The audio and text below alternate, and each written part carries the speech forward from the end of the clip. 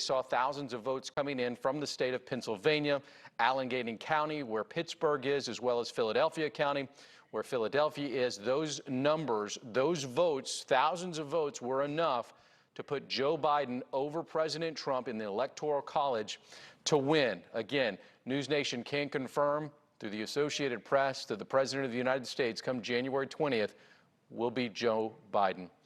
Dean Reynolds now joins us, our political analyst and correspondent. Dean, this news came very quickly this morning as we knew that these votes were going to drop. Your first thoughts as we now know who the 46th President of the United States will be? Well, you know, this is the development that Joe Biden was looking for last night. That's why they scheduled remarks last night, and when he came out, he didn't really have much to say other than be patient. The number of his lead in Pennsylvania, which pushed everybody to project this race, is still considerably less than the spread between Donald Trump and Hillary Clinton 4 years ago in Pennsylvania. That was 64,000 when the Associated Press called that race for Donald Trump. Now we've got 30,000 and change, but the outstanding votes apparently are located largely in Philadelphia, heavily Democratic areas. So it's just, you know, an inexorable march toward victory in Pennsylvania for Biden. But, you know, this is the third time's the charm for Joe Biden. He ran in 1988, got nowhere. He ran in 2008, got nowhere. And now he's ascended to the highest office in the land. Dean, you guys were talking about it yesterday after Joe Biden spoke. Not only does Joe Biden win the presidency, Kamala Harris becomes a historical figure now, the first woman who will be a vice president, the first woman of color who will be a vice president. Historically standing, yeah, third time's a charm for Biden, but we also have Kamala Harris as a vice president-elect. Yeah, it's an enormous change, obviously, for the country to digest, too, because, you know, Kamala Harris is still, even though she was the vice presidential nominee during the campaign was 3 months old. Her presidential campaign flamed out pretty quickly. So she still has some introductions to do to the American people, and it will be very important how they receive her because, you know, let's be honest, Joe Biden will be 78 years old this month. He will be the oldest president ever to take office. Kamala Harris is 56. But beyond that, you know, as you say, she's a woman of color. She's a very accomplished lawyer. She was the Attorney General of California. And I think if you know her at all, you've seen her performance at Senate hearings where she tends to really grill witnesses. I'm very interested in how they sort of roll her out as vice president-elect to see how the rest of the country, especially, you know, the 70 million voters who voted for Donald Trump, are going to receive her. If you're just joining us here on WGN America, we can now project that Joe Biden has enough electoral college votes to win the presidency of the United States in January, becoming the 46th president of the United States. 284 electoral votes. As recently, Pennsylvania was called for the former vice president. Dean Reynolds is on the phone with us right now. Dean, there's a stark difference between the two gentlemen who ran for president. What did you see from Joe Biden over the past few days that kind of stuck out to you? I think just the sort of calming presence and also confidence. You know, he said repeatedly, stand by, you know, be calm. We're going to win this election. And you contrast that with the president, who sounded not at all like a confident man. I mean, you know, the legal votes would elect me, the illegal votes would elect him. You know, we're putting court challenges everywhere. I think even as we speak, the Trump campaign is having a news conference in Philadelphia. They, by all indications, they intend to continue these legal challenges. There's no talk of concessions. And so while the networks and the AP and us have projected Biden the winner, that doesn't necessarily mean that the loser has accepted it. Well, and I think that's a good point, Dean, that you bring up here. Do you expect President Trump to continue these legal efforts if the other states involved, 4 other states still out right now and not called by the AP, get to a point where these arguments become a moot point?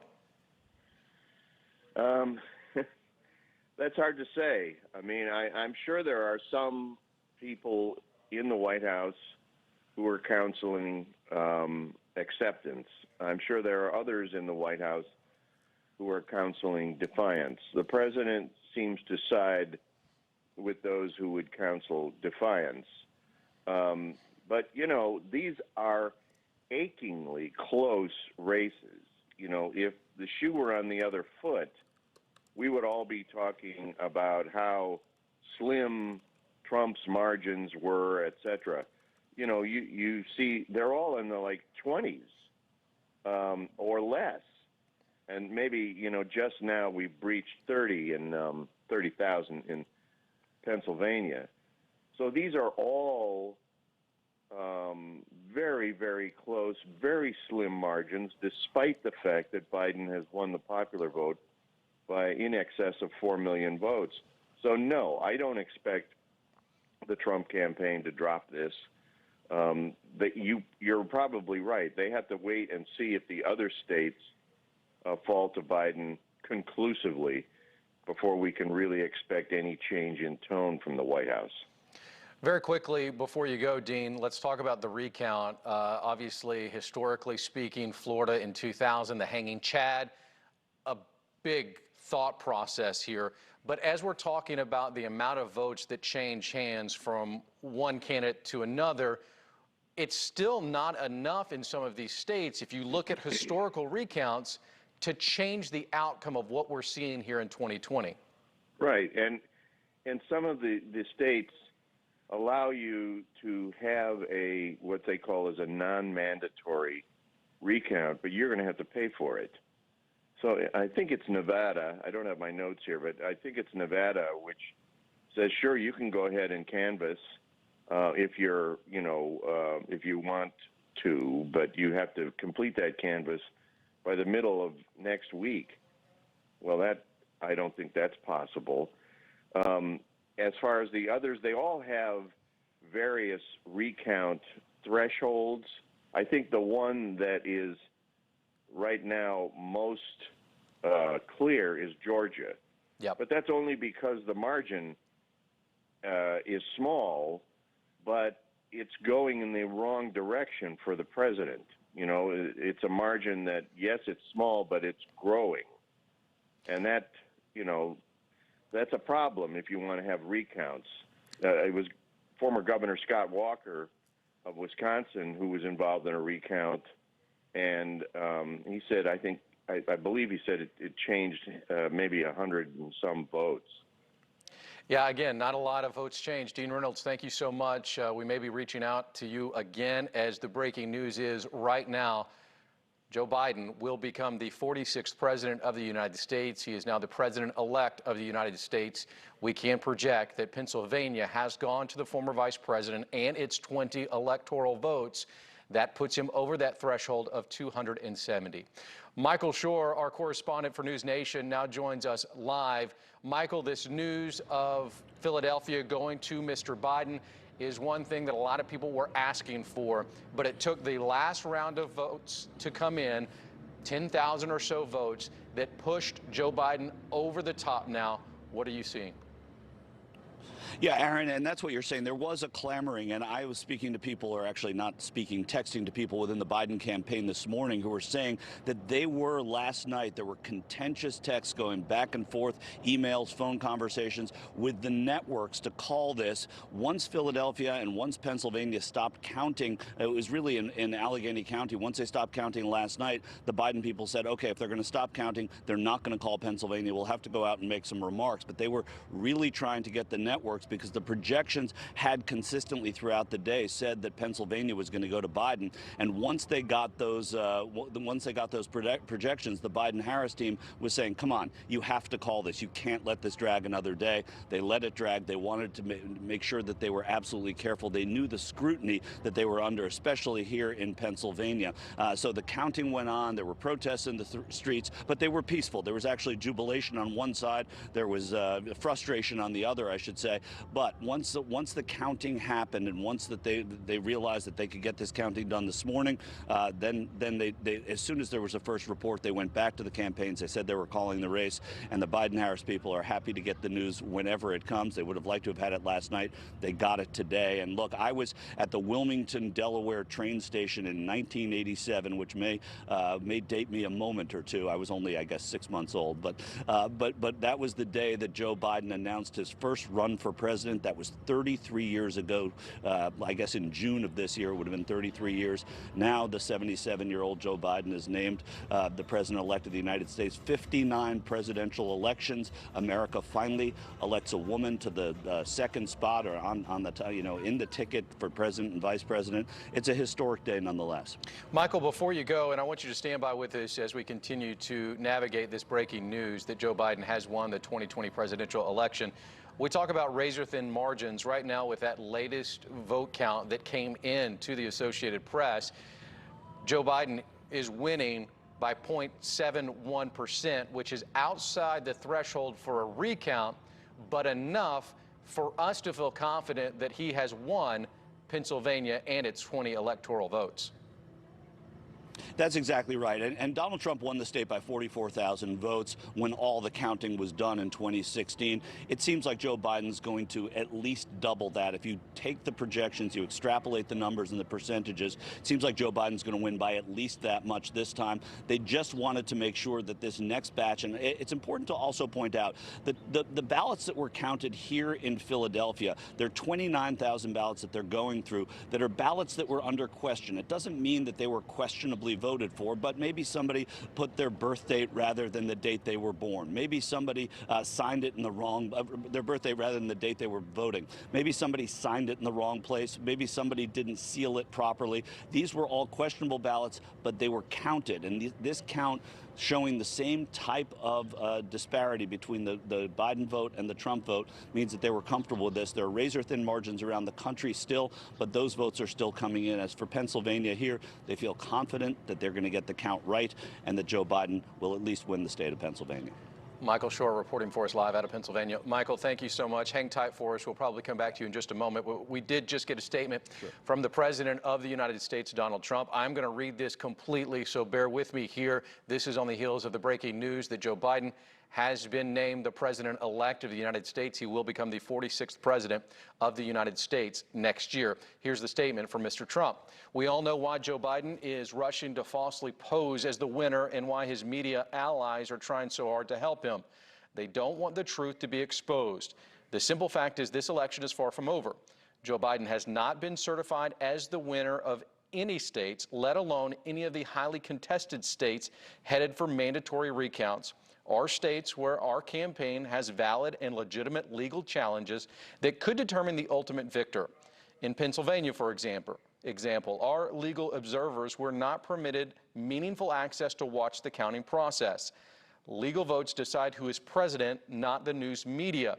Beginning Monday, our campaign will start prosecuting our case in court to ensure election laws are fully upheld and the rightful winner is seated. The American people are entitled to an honest election. That means counting all legal ballots and not counting any illegal ballots. This is the only way to ensure the public has full confidence in our election. It remains shocking that the Biden campaign refuses to agree with this basic principle and wants ballots counted even if they are fraudulent, manufactured, are cast by ineligible or deceased voters.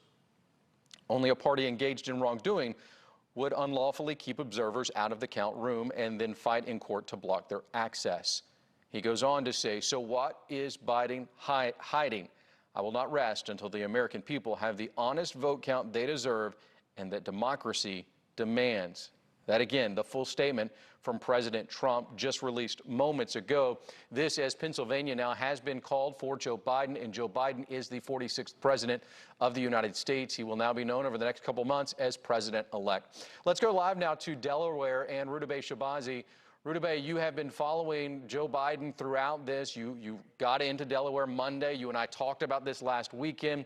What has been the feeling all week long there, and have you seen a tone change from the patience that Mr. Biden was asking for last night to now a victorious moment for the former vice president?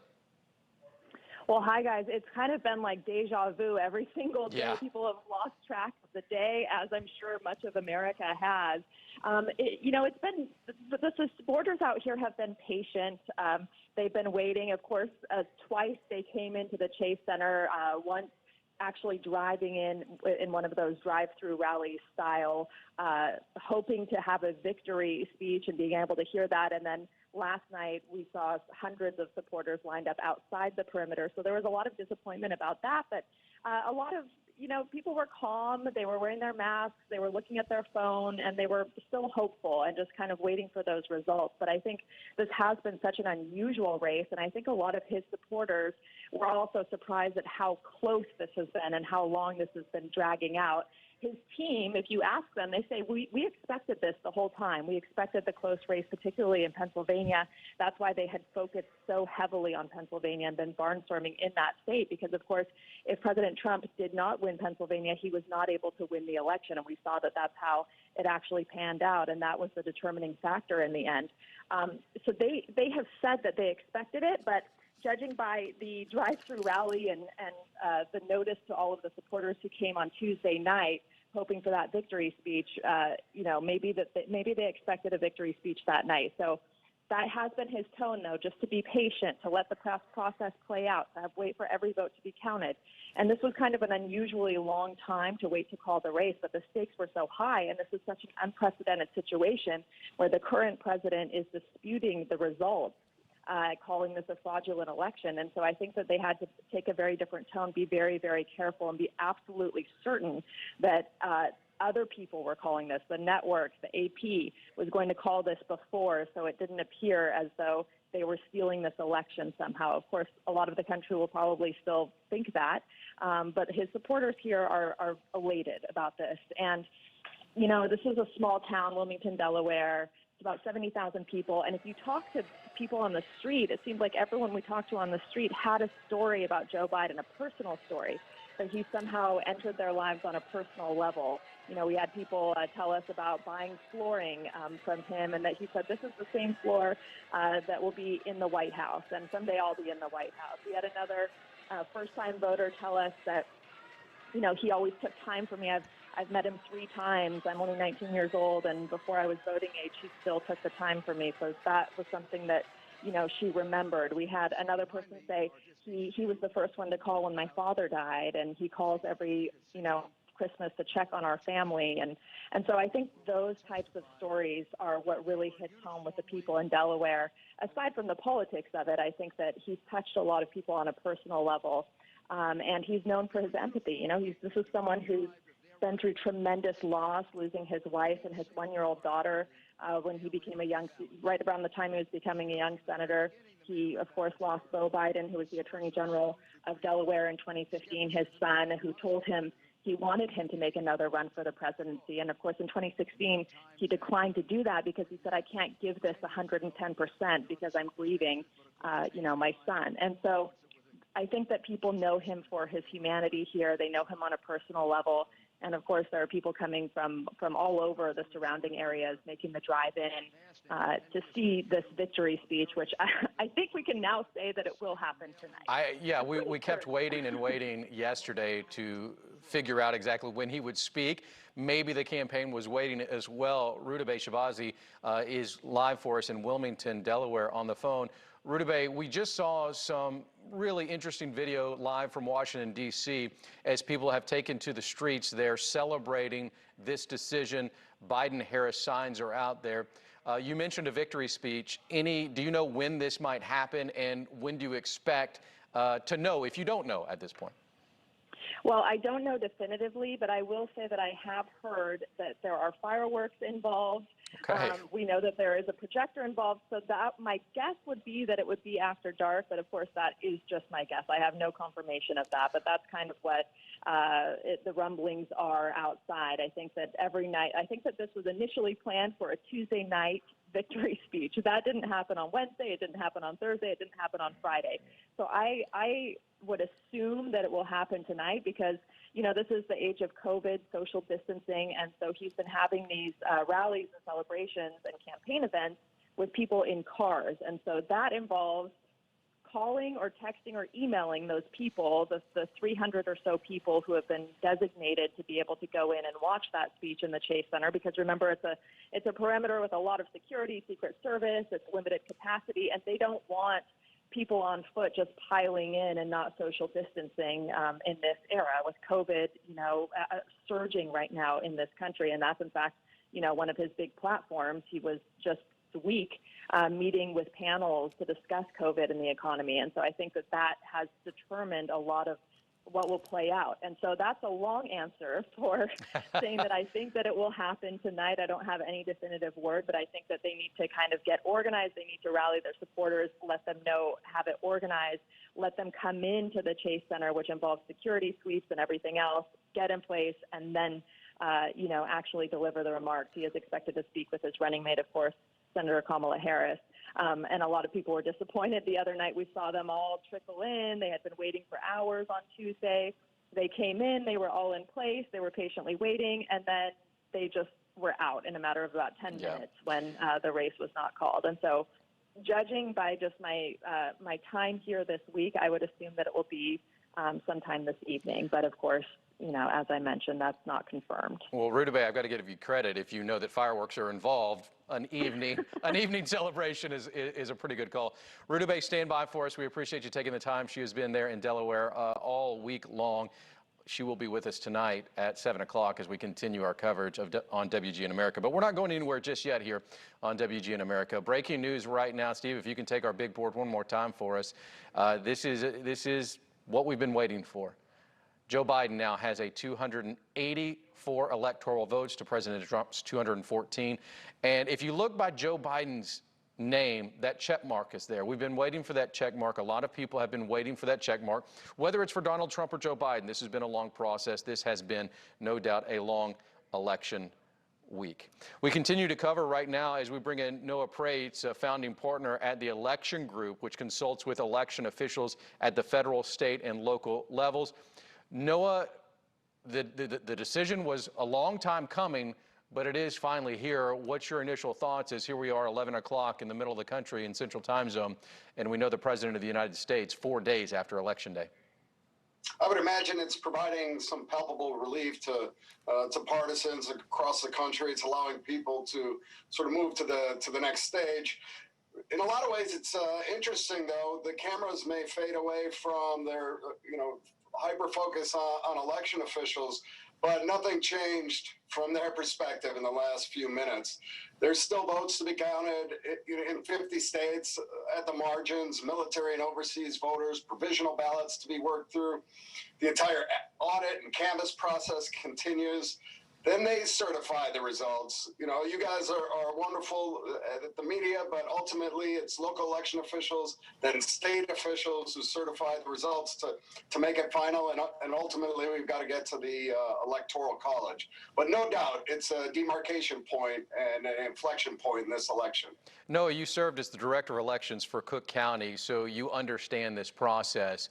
What was your thoughts as we continue to all wait and we're all impatient as the candidates were saying, be patient, how long it took? What was your thought process for the poll workers out there who knew that everyone was craving this information and craving these votes to come in so that we would know who would be the next president of the United States? Well, I guess sympathy for one, for those in the eye of the storm. You know, as I said, they're doing this in every county across the entire country, and the eyes of the world were focused in Georgia, Maricopa, Pennsylvania. So it was a lot of sympathy for the amount of pressure that they're under, and certainly we're in a political time where they're under an unfair pressure with baseless allegations. So that made it really difficult. But otherwise, you know,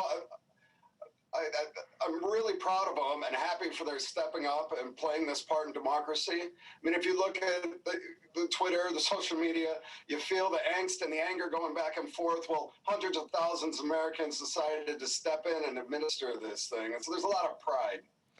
Noah, have you been a part of any recounts? As we know that Georgia now will recount, and we assume that Pennsylvania, while it may not trigger the automatic recap at 0.5%, there may be a paid recount.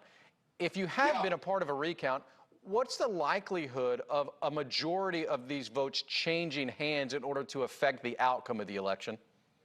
Yeah, there can be things that change on the margins. I mean, looking back when I started my career in 2000, Bush v. Gore, we were looking for hanging chads and things where the mechanics wouldn't read well. The technology's progressed significantly since then.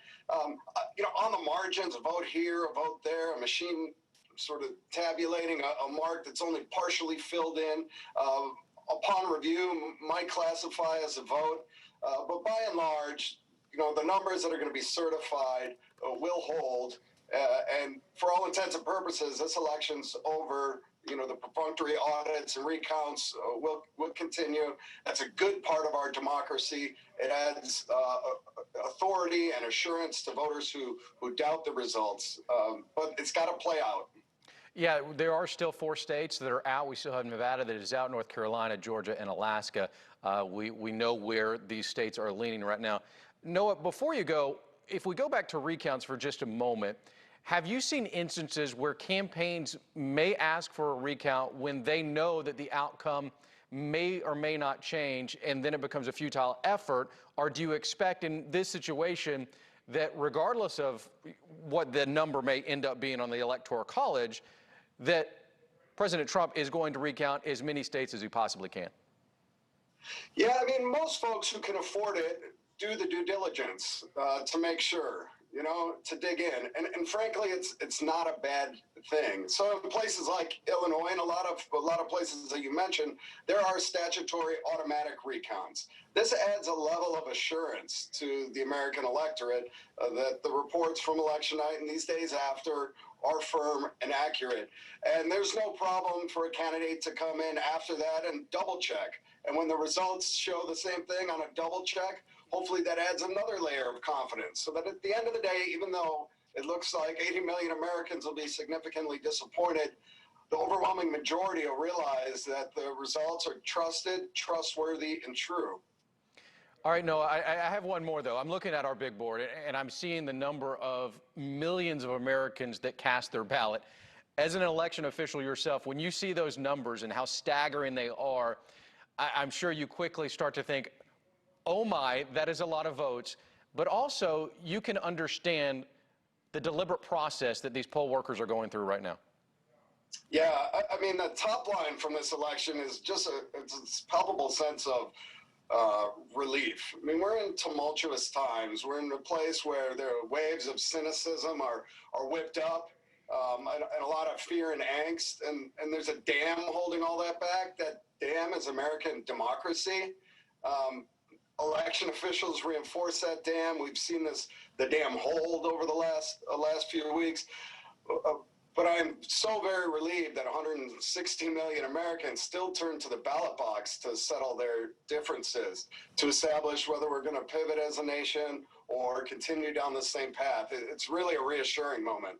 Noah Prates, thank you so much. We appreciate you taking the time as we continue to cover breaking news here on WGN America. NewsNation can confirm that Joe Biden is now the president-elect. He has 284 electoral votes. You need 270 to win the election. There are still a number of states that are out. Nevada and Georgia both leaning right now toward the vice president, so that number of 284 could continue to climb. North Carolina and Alaska, both right now. Alaska looks like it will go in their 3 electoral votes to President Trump. North Carolina is very close as well. We do have a statement from now the president-elect, Joe Biden. I'm going to read this one in its entirety as well. Quote, "I am honored and humbled by the trust the American people have placed in me and in Vice President-elect Harris. In the face of unprecedented obstacles, a record number of Americans voted, proving once again that democracy beats deep in the heart of America. With the campaign over, it's time to put the anger and the harsh rhetoric behind us and come together as a nation. It's time for America to unite and to heal. We are the United States of America, and there's nothing we can't do if we do it together." Again, breaking news here on WGN America, as NewsNation can confirm. Joe Biden will be the 46th president of the United States. It is amazing times, no doubt about it, as the electoral process continues to work its way. We'll continue to bring you updates. I encourage you to download our NewsNation Now app. It is free for both Google Play and Apple stores. And of course, join us tonight on WGN America, 7 o'clock Central, 8 o'clock Eastern for NewsNation. We will have the very latest and be live all across this country as Joe Biden is now the president-elect of the United States. We'll now get you back to regular programming. Have a good afternoon, folks.